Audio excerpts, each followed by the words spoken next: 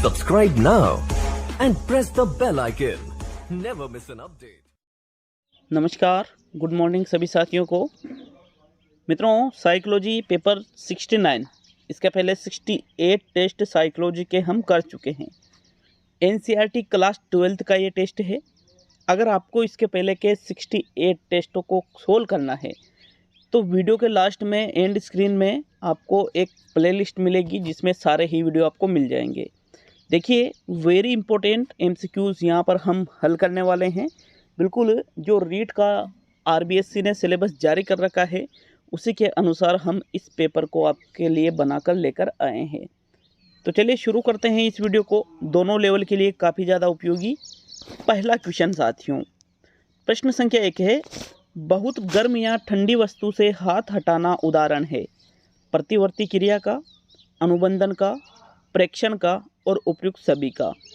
तो देखिए, कई बार क्या होता है कि हमारा हाथ या तो बहुत गर्म या फिर बहुत ही ठंडी वस्तु पर लग जाता है तो हम तुरंत वहाँ से हाथ हटा लेते हैं। भले ही वो चीज़ हमें दिख नहीं रही है, लेकिन अगर गलती से हाथ टच हो गया तो वहाँ से हम हाथ को हटा लेते हैं। ये जो हाथ का हटाना है ये एक प्रतिवर्ती क्रिया का उदाहरण है साथियों। प्रतिवर्ती क्रिया का मतलब क्या होता है? जहाँ पर क्रिया करना आवश्यक हो, ठीक है, आवश्यक हो, बिल्कुल ज़रूरी हो जाता है, क्रिया ऑटोमेटिकली हो जाती है। ऑटोमेटिकली मतलब हम सोचते नहीं हैं उसके पहले ही। जैसे है, पैर के नीचे अगर कांटा आ जाता है तो तुरंत हम वहाँ से पैर हटा लेते हैं, सोचते नहीं हैं कि हाँ कांटा अभी तो चल ही रहा है, चुभ ही रहा है, ज़्यादा दर्द नहीं हो रहा है, ज़्यादा दर्द होगा तब हटाएंगे। हम ऐसा नहीं सोचते हैं प्रतिवर्ती क्रियाओं में। आँखों पर अगर सूर्य की रोशनी एकदम पड़ जाए तो तुरंत आँखें बंद कर लेते हैं। कोई बहुत गर्म या ठंडी वस्तु हमारे हाथ में अगर टच हो जाती है तो भी तुरंत हाथ को हटा लेते हैं। तो ये सारे ही उदाहरण प्रतिवर्ती क्रियाओं के हैं साथियों। इसलिए आपका कौन सा विकल्प सही है? प्रथम विकल्प सही है प्रश्न संख्या 1 में। आगे बढ़ेंगे प्रश्न नंबर 2 पर। तो आपके दूसरा क्वेश्चन है, ये देखिए, अंगुली पकड़कर हाथ पकड़ना सामाजिक प्रभाव के किस तकनीक का उदाहरण है? अनुरूपता, अनुपालन, चाटुकारिता और आज्ञा पालन। तो बिल्कुल डायरेक्टली बुक में से ये उदाहरण में लिए गए हैं। सारे ही प्रश्न आरबीएससी की और एनसीईआरटी की बुक्स में से है। एनसीईआरटी बेस्ड जो बुक्स है उससे लिए गए हैं वैसे ये क्वेश्चन। तो देखिए, यहाँ पर अंगुली पकड़कर हाथ पकड़ना, ये जो सामाजिक प्रभाव की तकनीक है उसको अनुपालन के नाम से जाना जाता है। अनुपालन का मतलब क्या होता है कि यहाँ पर कोई भी व्यक्ति, जैसे मान लीजिए सपोज कीजिए खुद आप ही हो, अगर आप किसी क्षेत्र में कुछ कार्य करना चाहते हो तो पहले उस क्षेत्र से संबंधित जो निपुण व्यक्ति होता है, निपुण उस क्षेत्र में, उससे आप छोटी सी हेल्प मांगते हो। जब वो आपकी छोटी हेल्प कर देता है तो आप उससे बड़ी हेल्प मांगते हो। फिर साथियों, इस प्रकार का जो ये उदाहरण है इसको ही अंगुली पकड़कर हाथ पकड़ना कहा जाता है, जो कि एक अनुपालन नाम से इस तकनीक को जाना जाता है। विकल्प नंबर 2 सही है आपके दूसरे क्वेश्चन में। आगे बढ़ेंगे प्रश्न नंबर 3 पर। तो आपकी तीसरा क्वेश्चन देखेंगे। इसके पहले मैंने हिंदी का पेपर नंबर 57, हाँ शायद 57 या 58 ऐसे ही कुछ है, तो उस टेस्ट को भी मैंने अपलोड कर दिया है। अगर आपने वो नहीं देखा है तो पूरे ही 30 क्वेश्चन हैं और वो प्रश्न भी बहुत ही शानदार लेवल के बनाए गए थे। खासतौर पर व्याकरण के प्रश्न तो बहुत ही शानदार थे, तो उस टेस्ट को जरूर देखिएगा। तीसरा क्वेश्चन है, जाइगोट का निर्माण होता है एक कोशिका से, 2 उत्पादक कोशिकाओं से, गुणसूत्र से और जीन से। तो जाइगोट का निर्माण किसके द्वारा होता है? आपका कौन सा विकल्प यहाँ पर सही है मित्रों? प्रश्न संख्या 3 में तीसरे क्वेश्चन में आपका जो राइट आंसर है साथियों, जाइगोट का निर्माण 2 उत्पादक कोशिकाओं से होता है। किनसे होता है? 2 उत्पादक कोशिकाएं मिलकर के एक जाइगोट का निर्माण करती है। किससे संबंधित है जाइगोट? शिशु, जब शिशु का विकास गर्भावस्था में होता है, गर्भावस्था में जब शिशु बनता है तो साथियों वहीं पर यह प्रक्रिया चलती है। आपका सेकंड विकल्प बिल्कुल सही है तीसरे क्वेश्चन में। आगे बढ़ेंगे साथियों प्रश्न नंबर 4 पर। तो आपके चौथा क्वेश्चन है, संज्ञानात्मक विसन्नादिता का सिद्धांत संबंधित है रूढ़िवादिता से, अभिवृत्ति से, अभिवृत्ति परिवर्तन से और प्रसामाजिक व्यवहार से। तो यहाँ पर बताइएगा, संज्ञानात्मक विसन्नादिता का जो सिद्धांत है वो किससे संबंधित है? बहुत ही इंपॉर्टेंट क्वेश्चन, न्यू क्वेश्चन आपके लिए होना चाहिए। इसको हम समझेंगे भी कि भाई संज्ञानात्मक विसन्नादिता का सिद्धांत क्या होता है। तो एक बार इसका राइट आंसर देख लेते हैं। राइट आंसर है अभिवृत्ति परिवर्तन से। संज्ञानात्मक विसंवादिता का सिद्धांत किससे संबंधित है? अभिवृत्ति परिवर्तन से। कैसे? जैसे मान लीजिए कि कोई एक व्यक्ति है जिसका वजन बढ़ रहा है। अब वो एक तर्क निकालता है कि फास्ट फूड खाने से वजन बढ़ता है। और फिर वो दूसरा तर्क देता है कि मैं फास्ट फूड खाता हूँ, इसका ये दूसरा तर्क है। और वहाँ पर वो सोचता है कि अब मैं फास्ट फूड खाना बंद कर दूंगा। तो इस प्रकार से ये होता है अभिवृत्ति परिवर्तन, जिसको संज्ञानात्मक विसंवादिता का सिद्धांत कहा जाता है साथियों। थर्ड विकल्प बिल्कुल सही है आपके चौथे क्वेश्चन में। नेक्स्ट आगे बढ़ते हैं प्रश्न नंबर 5 पर। तो चलिए 5वां क्वेश्चन देखेंगे। 5वां क्वेश्चन है, दर्द संवेदन के संचरण को रोकना एवं उत्साह प्रदान करना जो कि आशावादिता जैसे संवेगों में आता है, किसका परिणाम है? एंडोर्फिन्स, न्यूरोट्रांसमीटर, प्रेमस्टिक्स और इनमें से सभी। तो साथियों प्रश्न संख्या 5 को समझ करके उत्तर दीजिए। और अगर जो नहीं पढ़ा है तो फिर समझना भी कुछ मतलब नहीं आएगा। क्यों? क्योंकि पढ़ाई नहीं है प्रश्न, आपको इस चीज़ के बारे में अगर ज्ञान नहीं है तो याद रखिएगा हमेशा इस क्वेश्चन को कि आशावादिता जैसे संवेग हमारे माइंड में आते हैं। आशावादिता जैसे हम रीट की तैयारी कर रहे हैं, हमें लगता है हम टेस्ट हल करते हैं कि 20 में से 10 ही क्वेश्चन हो रहे हैं, लेकिन फिर भी हमें लगता है ना कि हाँ मैं इस चीज़ को कर पाऊंगा, मेरा स्कोर में 20 में 18-19 तक ले जाऊंगा एग्जाम तक, बिल्कुल एग्जाम को मैं क्रैक कर दूंगा। आशावादिता इस प्रकार से। तो ये होता है एंडोर्फिन्स के कारण। किसके कारण? एंडोर्फिन्स के कारण। मस्तिष्क में ही एंडोर्फिन्स पाया जाता है साथियों। विकल्प नंबर आपका 1 सही है। ग्रंथि या फिर कुछ ऐसे ही है, ये एग्जैक्टली थोड़ा सा दिमाग से उतर गई, तो आपका प्रथम विकल्प सही रहेगा 5वें क्वेश्चन में। नेक्स्ट देखेंगे प्रश्न संख्या 6 को। आपके 6वां क्वेश्चन है साथियों, ये देखिएगा, लक्ष्य के व्यवहार के लिए कारण देना किस मनोवैज्ञानिक प्रक्रिया का मुख्य तत्व है? रूढ़िवादिता, गुणारोपण, पूर्वाग्रह और छवि निर्माण। तो प्रश्न संख्या 6 को भी आप सोच समझकर उत्तर दीजिए।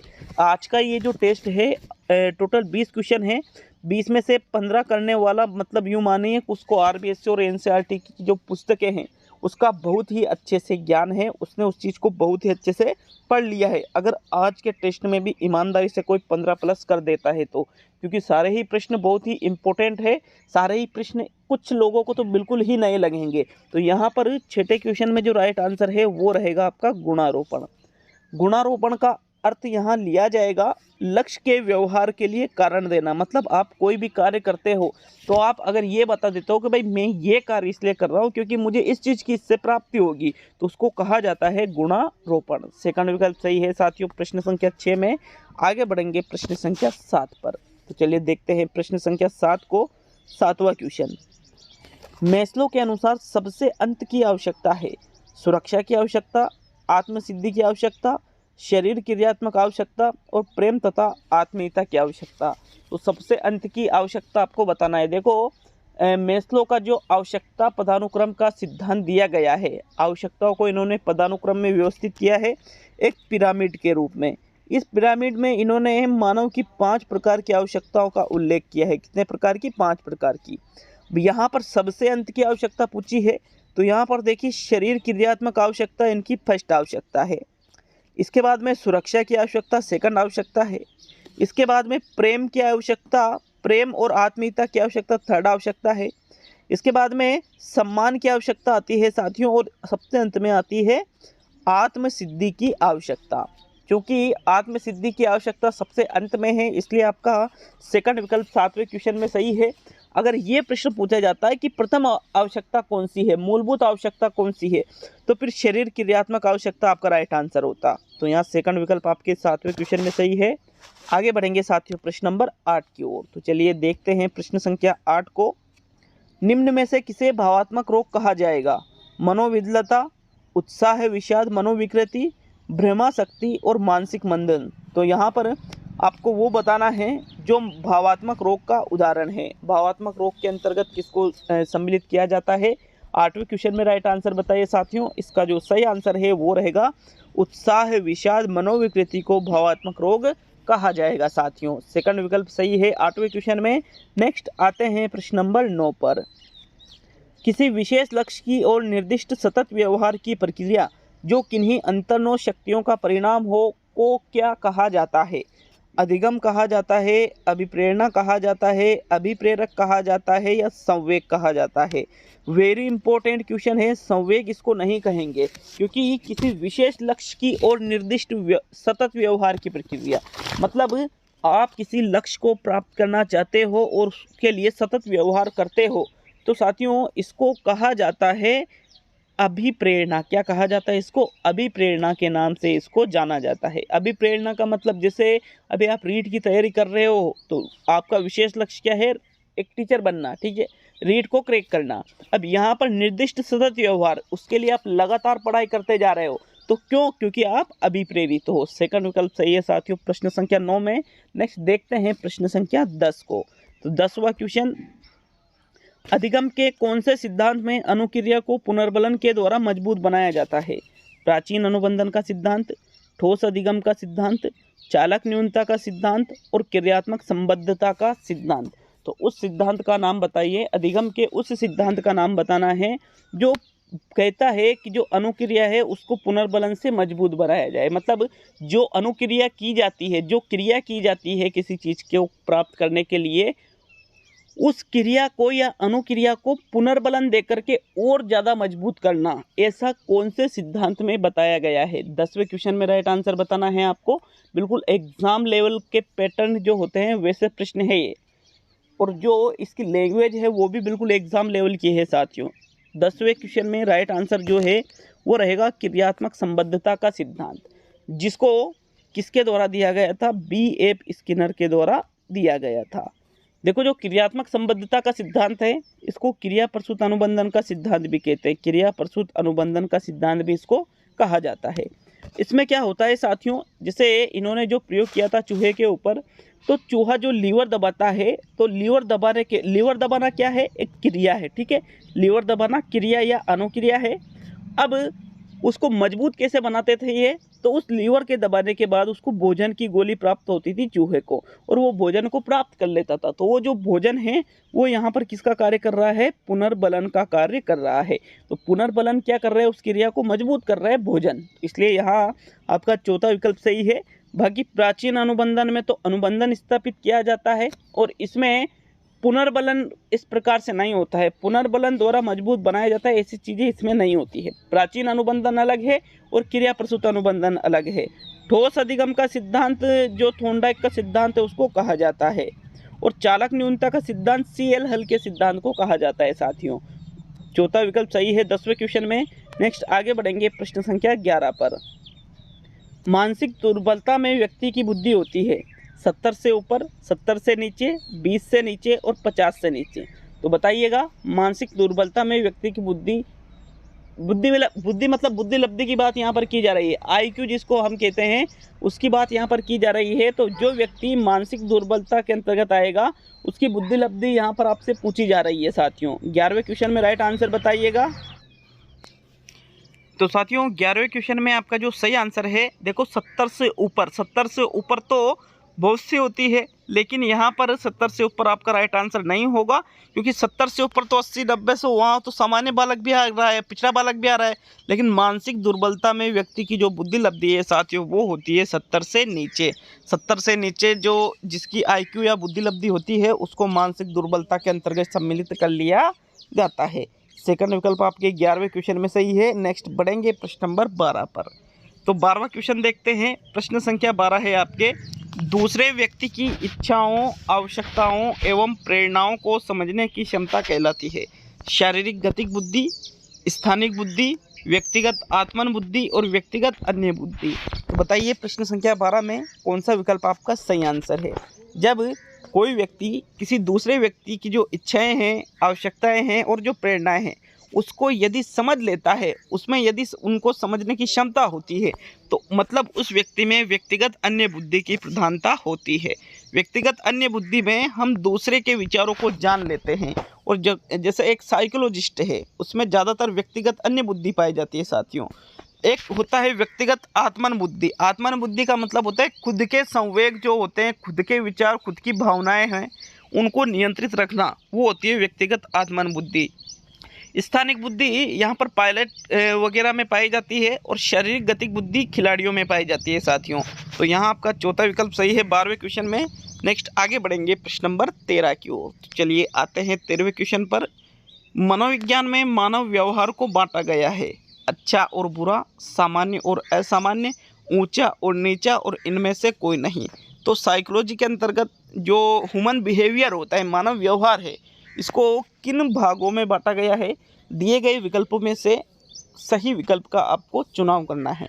तो मित्रों, मनोविज्ञान में मानव व्यवहार को 2 भागों में बांटा गया है, जिसको सामान्य और असामान्य के नाम से जाना जाता है। एक तो होता है सामान्य व्यवहार और एक होता है असामान्य व्यवहार। अच्छा बुरा, ऊंचा नीचा ऐसा नहीं है। सेकंड विकल्प आपका सही रहेगा 13वें क्वेश्चन में। आगे बढ़ेंगे साथियों प्रश्न नंबर 14 की ओर। तो आपके प्रश्न संख्या 14 देखते हैं। ये देखिएगा प्रश्न संख्या 14 को। वाक्य पूर्ति परीक्षण निम्न में से किसके अंतर्गत आता है? व्यवहारात्मक विश्लेषण तकनीक, अप्रक्षेपी तकनीक, प्रक्षेपी तकनीक और इनमें से सभी। तो वाक्य पूर्ति परीक्षण, जिसको शॉर्ट में ACT कहा जाता है, सेंटेंस कंप्लीशन टेस्ट, वाक्य पूर्ति परीक्षण, जिसको पाइन एवं टेंडलर के द्वारा दिया गया था। यहाँ पर देखिए, ये परीक्षण प्रक्षेपी तकनीकों के अंतर्गत आता है।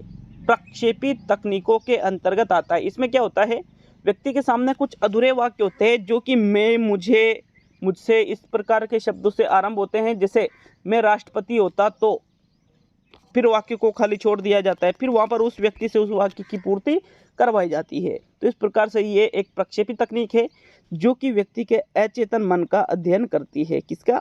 अचेतन मन का अध्ययन करती है। विकल्प नंबर आपका 3 सही है साथियों 14वें क्वेश्चन में। आगे बढ़ेंगे प्रश्न नंबर 15 पर। 15वां क्वेश्चन है, एक कक्षा 10 के छात्र द्वारा फेल होने के डर से बीच में ही पढ़ाई छोड़ देना समायोजन की कौन सी युक्ति है? प्रक्षेपण, आत्मीकरण, पलायन और प्रतिगमन। तो बताइए प्रश्न संख्या 15 में कौन सा विकल्प आपका सही है? कोई कक्षा 10 में पढ़ने वाला छात्र है जो कि उसको लगता है कि यार मैं फेल हो जाऊंगा और वो बीच में ही इस चीज़ के डर से पढ़ाई छोड़ देता है, तो उसको कहा जाता है साथियों पलायन करना। पलायन का मतलब होता है अपने को उस स्थान से दूर कर देना, कि परीक्षा ही नहीं देगा, पढ़ाई ही छोड़ देगा तो फेल कैसे होगा। इसको क्या कहा जाता है? पलायन। प्रतिगमन का मतलब पूर्व की अवस्था में लौटना होता है। जैसे एक कक्षा 10 में छात्र जब फेल हो जाता है तो छोटे बच्चे की तरह फूट फूट कर रोने लगता है, तो वो होता है प्रतिगमन। आत्मीकरण में किसी दूसरे व्यक्तित्व को खुद के ऊपर ढाला जाता है और प्रक्षेपण में खुद की जो बुराइयां होती है, गलतियां होती है, उनको दूसरे के ऊपर आरोपित किया जाता है। तो यहाँ थर्ड विकल्प 15वें क्वेश्चन में सही है। आगे बढ़ेंगे प्रश्न नंबर 16 पर। 16वां क्वेश्चन है, सही सुमेलित नहीं है। ठीक है, सही सुमेलित नहीं है। तो कौन सा यहाँ पर सही सुमेलित नहीं है देखना है। पहला विकल्प है तामसिक व्यक्तित्व, क्रोधी, घमंडी, अवसादग्रसित और आलस्य।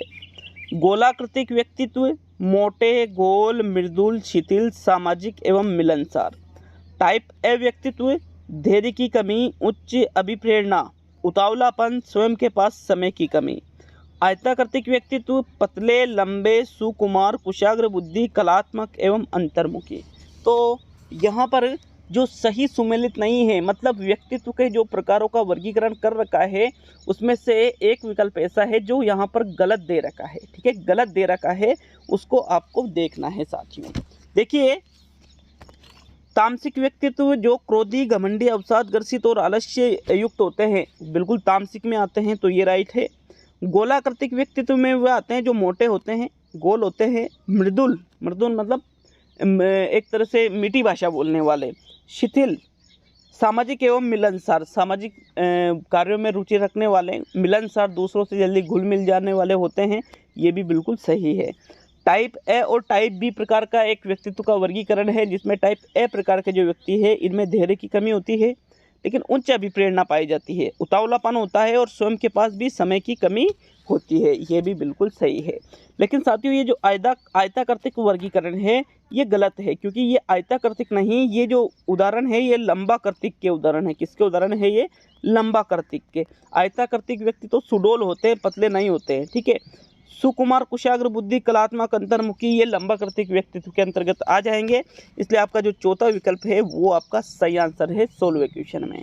नेक्स्ट आगे बढ़ेंगे प्रश्न संख्या 17 पर।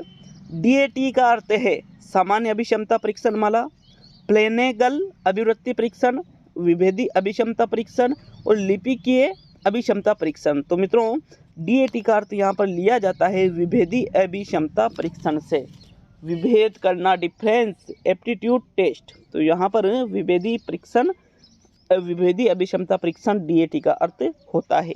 थर्ड विकल्प 17वें क्वेश्चन में सही है साथियों। आगे बढ़ेंगे प्रश्न नंबर 18 पर। तो साथियों प्रश्न संख्या 18 को देखते हैं। किन मनोवैज्ञानिकों ने सांवेगिक बुद्धि का प्रतिपादन किया?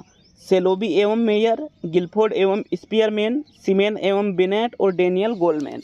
बताइएगा यहाँ पर सांवेगिक बुद्धि का प्रतिपादन किनके द्वारा किया गया? तो मित्रों बहुत ही इंपॉर्टेंट क्वेश्चन है, कुछ नई चीज़ सीख के जाओ। अगर पहले से पता था तो वेरी गुड, बहुत अच्छा।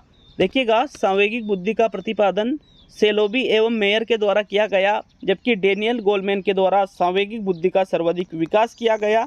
इसलिए सांवेगिक बुद्धि का जनक डेनियल गोलमैन को माना जाता है।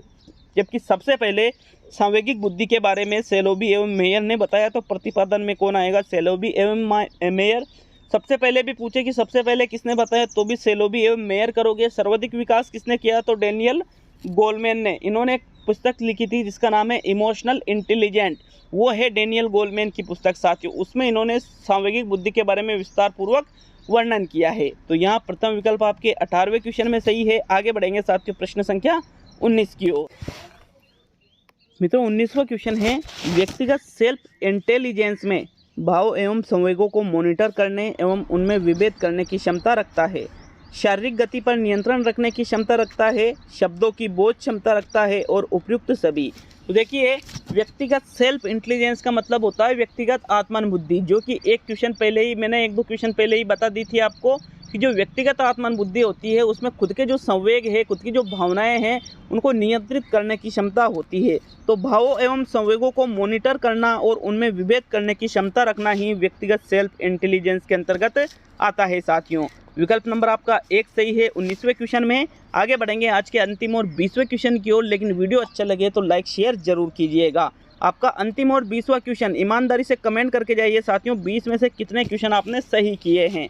सांकेतिक, आकृतिक, शाब्दिक जैसे शब्द गिलफोर्ड किन पदों में आते हैं? गिलफोर्ड ने जो अपना बुद्धि का सिद्धांत दिया था उसके अंतर्गत किन पदों में आता है? विषय वस्तु में आता है, संक्रिया में आता है, उत्पाद में आता है और उपयुक्त सभी। तो देखिए गिलफोर्ड ने अपने बुद्धि के जो त्रिआयामी सिद्धांत था बुद्धि का, संक्रिय उत्पाद का सिद्धांत, इसमें इन्होंने आकृतिक, शाब्दिक, सांकेतिक, व्यवहारिक इस प्रकार के जो तत्व दिए गए हैं ये विषय वस्तु के अंतर्गत इन्होंने सम्मिलित किए हैं साथियों। कुल यहाँ पर 120 इन्होंने ये तत्व बताए हैं अपनी बुद्धि में, कुल कोष्ठ या कुल कक्ष बताए गए हैं 120। बाद में हालांकि चेंजेस भी किए थे साथियों, लेकिन 120 स्पेशली आंसर है, बिल्कुल माना हुआ। तो आपका प्रथम विकल्प सही है 20वें क्वेश्चन में। आज का ये टेस्ट पूरा हुआ। बहुत बहुत धन्यवाद सभी का।